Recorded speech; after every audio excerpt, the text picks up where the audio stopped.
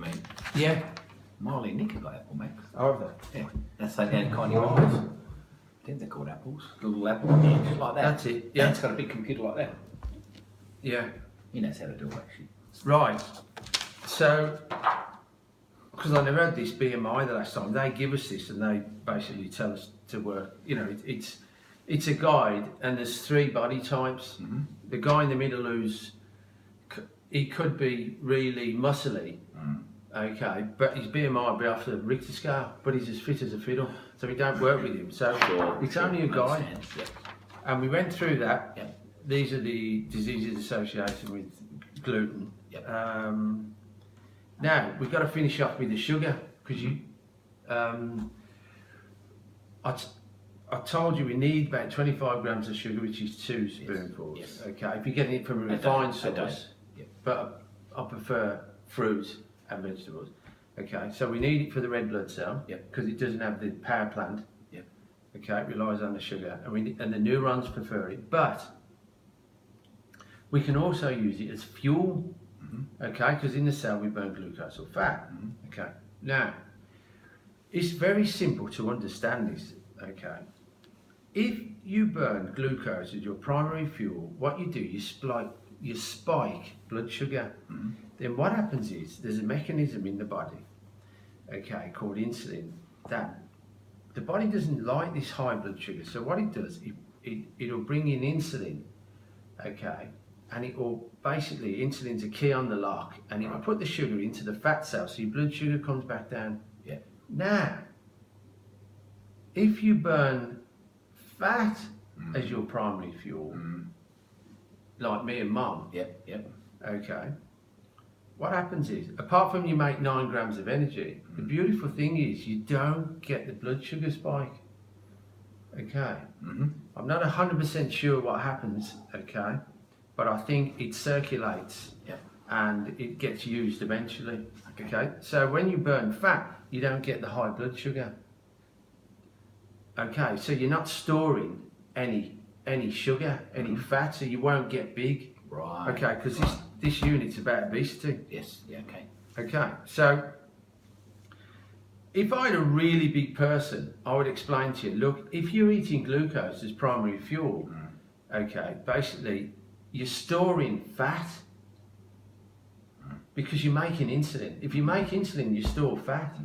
Okay, if you burn fat, you're not having high blood sugar, so you're not having an insulin spike, so you're not storing fat. Okay.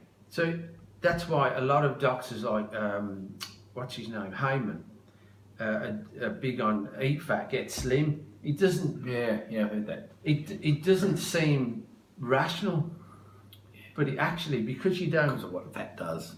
That's right. Yeah, eats the sugar, so yeah. So, but apart from that, you just need to get more.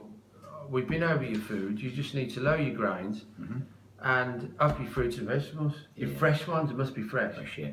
And that's about it. Can you get? And up your fresh fats. Swap out your grains, some of your grains to good fats. Yeah. Can you up your fruits and vegetables by having them as a juice? I don't care how you have them, but they've got to be fresh, not in tins, bottles, jars, cartons, or pouches. Because I did some the other day, some watermelons and orange and some other one, put it into lemon. Yeah. And I drank that, and it's amazing the effect it had on your bowel. Oh yeah, that, you know. the vitamin C and magnesium will cause you to have a slightly loose stool. There's what we I call wasn't loose; it was just good. Yeah, bowel tolerance, especially magnesium. Yeah, it's good. So, vitamin C is probably higher. You've got to take a lot of that before you get, and it'll probably take a day and a half, 2 days before you get a loose stool. Right. But you couldn't take it from fruit and get a loose stool. It's different. No. That's the real vitamin C. Right. Yeah. Okay. And it's got vitamin C and fibre, so it's got dual benefit. Even I buy the ascorbic acid, the medical grade one, but there's 4 parts of the vitamin C, but it's only one part of it. It's not the whole molecule. Okay, they can't do it.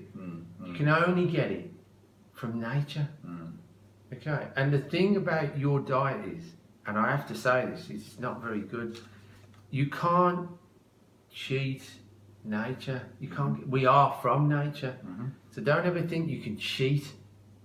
because I believe Yeah. it catches up with people. Of course it does. Mm. Yeah, of course it does. I accept that philosophy. Mm. If you keep having Hungry Jacks all the time and you say it's okay because it's got tomatoes and lettuce in it, See, it'll catch up with you. nature's unique because it only needs a few elements. Yeah.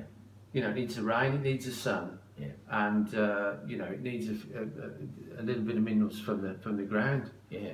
We're a lot different, and they get it for free. Yeah. We don't. Yeah. Yeah, they do. Yeah. And you never see a plant have any of these problems. Well, you go into nature, you Until don't find these natural. problems, No. and this is the argument between natural health and conventional health. But remember, they've silenced us as nutritionists, Yeah, I know naturopaths. that. Yeah. We cannot claim a medical cure. Yeah. Yeah. Okay, we can use the words reverse or heal or overcome, but you can't actually claim a medical cure. So, but we don't want to. But all we want to do is for everybody to be healthy. But yeah, that's about it. Was that it? That's it. Job done. Oh, I thought we were going to last 10, 15 minutes. Fast. Well, I suppose